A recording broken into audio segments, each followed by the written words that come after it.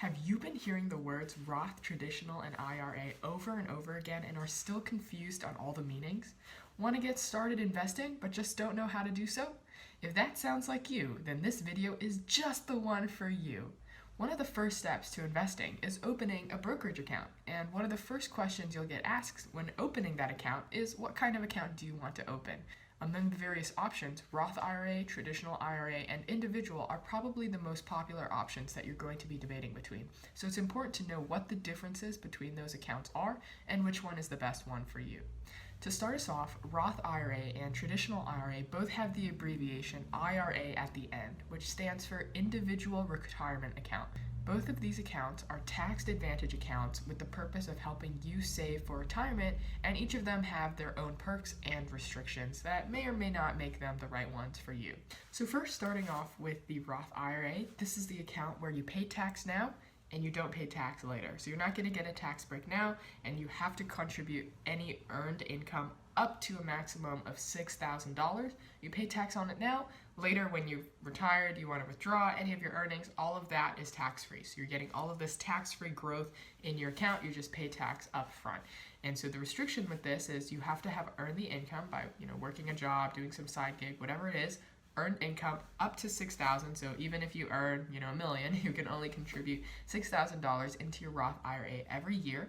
If you are over 50, you are able to contribute up to $7,000 as a catch-up every year. So if you're at that age, you are able to contribute $1,000 more every year.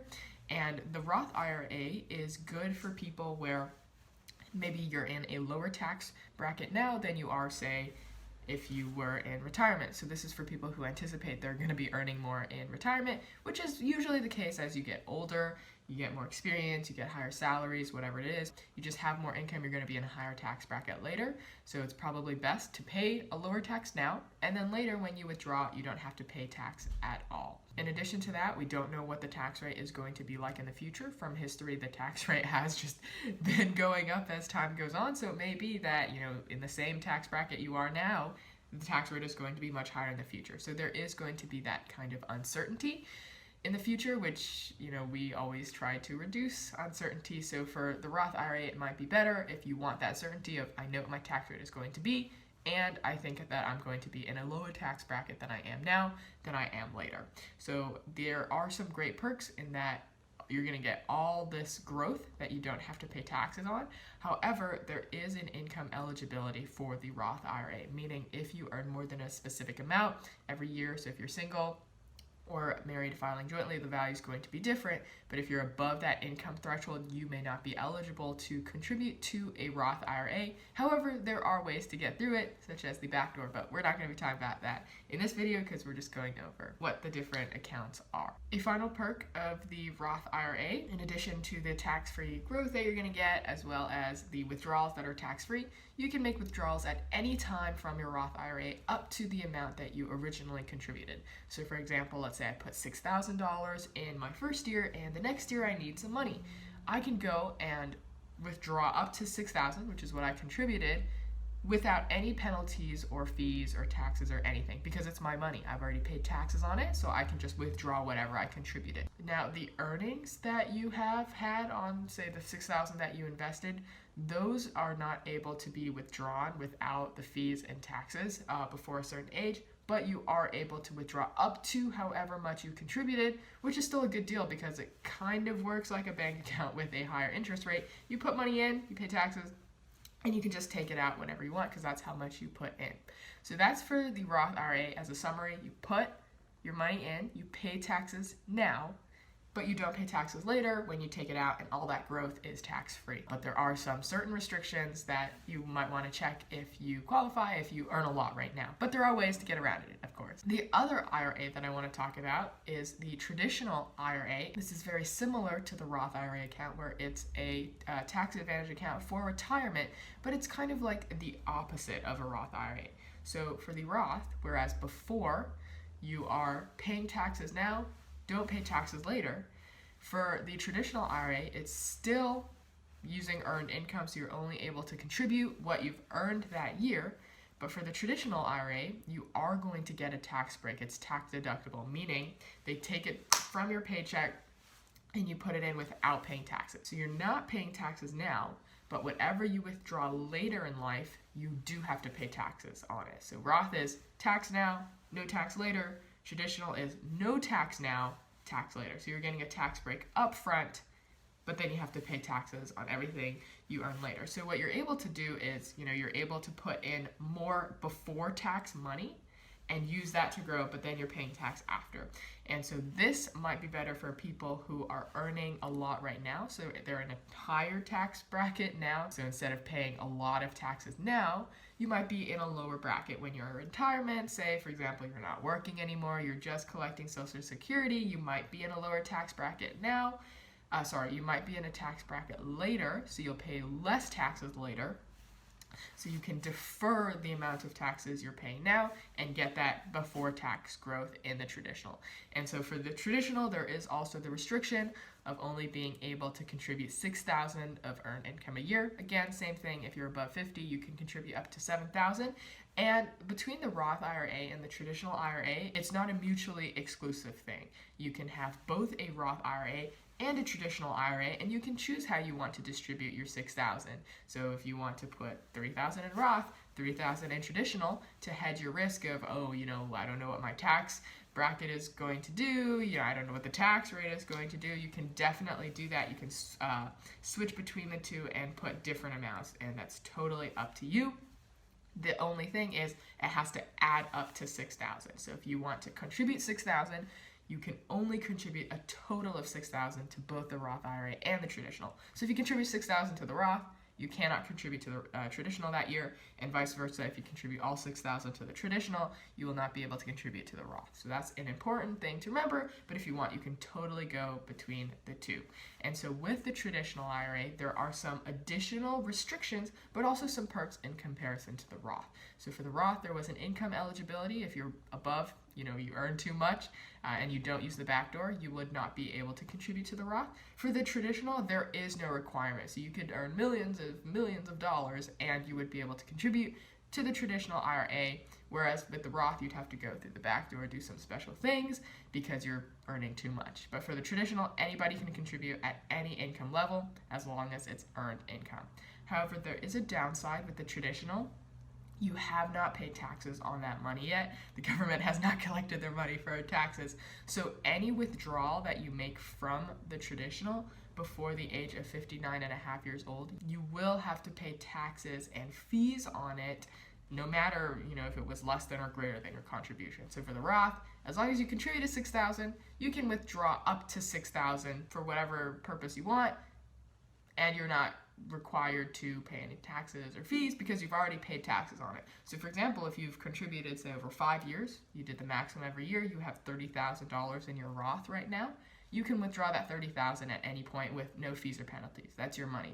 For the traditional, on the other hand, you contribute $6,000 over 5 years. That's $30,000. You have not paid taxes on it. The government has not collected their dues, so you will not be able to withdraw any of that $30,000 without incurring penalties or fees for withdrawing from that early.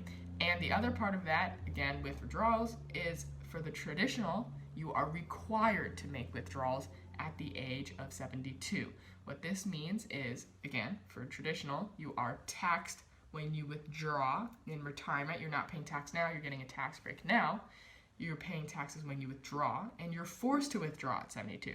So basically, at the age of 72, you're kind of forced to pay taxes because you're forced to withdraw that money, right? Versus for the Roth IRA, you're never forced to withdraw. You can keep that money in there forever if you want. You never have to take money out. The traditional forces you to take it out.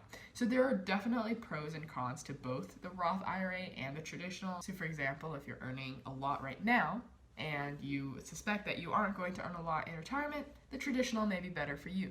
If you're not earning a lot right now, you're in a very low tax bracket, or you're not paying any taxes at all, it might be better for you to do the Roth right now because you're paying a very low tax right now, and then you can get all of the gains and not pay any tax on that gain because you've already paid the taxes. There is a lot of uncertainty in what the tax is going to do, what the tax code, the tax rate, the tax brackets, what's going to happen with that, inflation, all of that. So it might be a good idea to go ahead and balance between Roth and traditional. If you're not paying taxes at all, like you're earning less than the standard deduction, I recommend putting all of it into the Roth because you're not going to pay any taxes on that, and it's going to be all tax-free growth, and you don't have to pay tax when you withdraw it. So those are the IRAs, the two big IRAs. There's a lot of other ones, the SEP IRA for business owners and 529, whatever. There's a lot of different accounts out there, but these are the two main retirement accounts that most people talk about and most people open.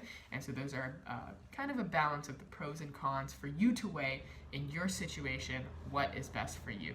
I also do want to mention the individual brokerage account, like I mentioned in the intro, and this is in contrast to the IRAs that I mentioned, in that the individual account is not a tax advantage account. It's just a regular brokerage account that you think about when you want to invest.